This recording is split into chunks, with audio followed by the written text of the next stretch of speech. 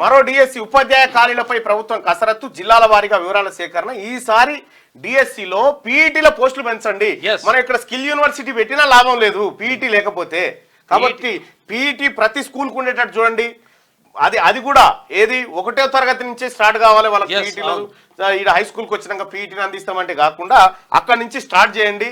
ఈ వ్యవస్థను, క్రీడా వ్యవస్థను కూడా బలోపేతం చేసి ఉండాలి. తర్వాత ఇక్కడ లైబ్రేరియన్లు కూడా ఉండాలి. వాళ్ళకు కూడా ఉపాధ్యాయ ఖాళీలపై ప్రభుత్వం కసరత్తు, జిల్లాల వివరాల సేకరణలో అధికారులు. డిసెంబర్ లేదా జనవరిలో నోటిఫికేషన్. జూన్ జూలై లోపు నియామకాలు పూర్తి చేయబోతా ఉంది. ఉపాధ్యాయ ఖాళీల భర్తీ కోసం మరో డిఎస్సి ప్రకటించాలని ప్రభుత్వం యోచిస్తున్నట్టు తెలుస్తుంది. ఇందుకు సంబంధించి ఖాళీలు ఎన్ని ఉన్నాయనే అంశంపై అధికారులు కసరత్తు మొదలు పెట్టారు. ఇప్పటికే 11,062 పోస్టుల భర్తీకి డిఎస్సి నిర్వహించి ప్రాథమిక కీ విడుదల చేశారు. సెప్టెంబర్ మొదటి వారంలో ఫలితాల వెల్లడికి చర్యలు తీసుకుంటున్నారు.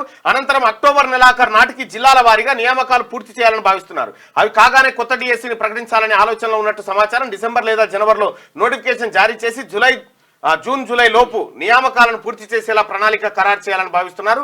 ఆ లోపు టెట్ ను కూడా నిర్వహించే అవకాశం ఉంది. కొత్త డిఎస్సి కోసం రాష్ట్రంలో భర్తీ చేయాల్సిన ఉపాధ్యాయ పోస్టుల సంఖ్య ఏ మేరకు ఉండవచ్చనే అంశంపై అధికారులు జిల్లాల వారీగా సమాచారం సేకరిస్తా ఉన్నారట.